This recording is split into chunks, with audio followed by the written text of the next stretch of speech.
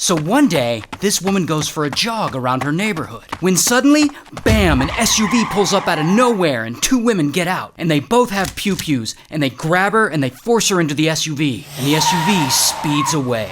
Now the woman who was kidnapped, she's a normal suburban mom, her name's Sherri. And on that day, Sherri doesn't show up to pick up her kids after school. And her husband, this guy, Keith gets worried and he starts freaking out. And he calls the police and then boom, a search gets underway. And suddenly everyone's looking for Sherri. And this story is all over the media. And they announce a reward for any information about her disappearance. Someone sets up a GoFundMe to help with the search and it raises over $50,000. But unfortunately, weeks pass and no one has heard anything. And there's no sign of what might have happened to her.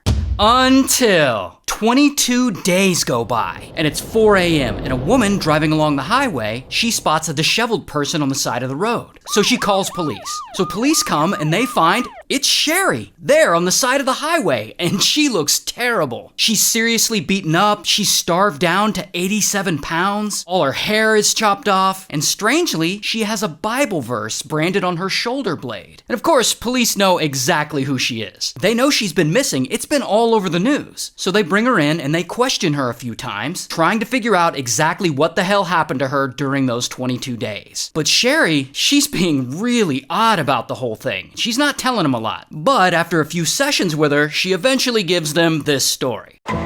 She says that day she was out jogging, two Latina ladies pulled up in an SUV, and they held her at gunpoint, and they put her in the SUV, and they drove her to some shady location, and there they chained her up. Now from this story, police get enough of a description of the kidnappers to draw these two sketches. But unfortunately, their faces are covered, so the drawings aren't much help. But police hear this story, and they keep wondering, why the hell did the kidnappers burn a Bible verse into her skin? And so Sherri tells them something, but she keeps changing the details of the story. And it's especially weird because this Bible verse basically says anyone who kidnaps someone else should be put to death, which seems like a weird thing for actual kidnappers to burn into someone's back. So of course, by this point, police are suspicious of this whole thing. So they do DNA testing on Sherri's clothes from when she was taken. And the tests show that there's male DNA on the underwear she was wearing. But it sucks because that DNA doesn't match with anyone in their criminal database.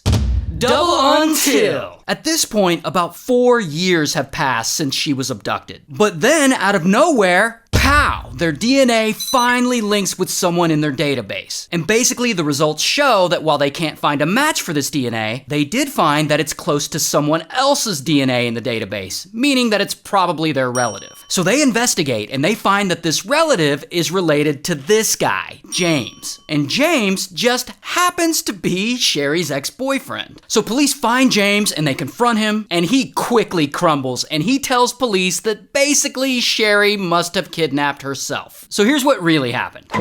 Sherri goes to the jogging track that day, and she randomly calls James to come pick her up. And when he does, she leaves her phone and her ear pods there where she was jogging, so it will look like someone abducted her. James then drives Sherri 9 hours away to his place to live with him. There, she starves herself to lose a bunch of weight, she cuts off all her hair, she beats herself up, and she has James brand a Bible verse on her shoulder blade for some reason. Allegedly, Sherri was just tired of her suburban life, or maybe she just wanted attention. It isn't actually entirely clear why she faked her own kidnapping. But after 22 days of living there with James, she decides she's done with this whole plot, and that kidnapping herself was a terrible idea. So she suddenly asks James to drive her roughly 9 hours back near her home in Northern California and drop her off on the side of the highway. And that is where the police found her. But here's the craziest part. According to James, he wasn't even in on the whole scam. He had no idea she was faking her own kidnapping. Allegedly, when she called him to come pick her up that day, he thought she wanted to be with him and that she was just running away from her family and her abusive husband. Which, by the way, it turns out her husband Keith was never abusive. She made that up too. So anyway, police arrest Sherri. I don't have a mugshot, but here's what she looks like in real life. And also, here's what James looks like in real life. Ugh. And so Sherri goes to court, she pleads guilty to all this, and she's sentenced to 18 months in prison, and she's ordered to pay back all the money her hoax cost the state, which is around $300,000. While James wasn't charged with any crime at all. Also, 2 days after she pled guilty, her husband Keith filed for divorce. Good for him. Shout out to California.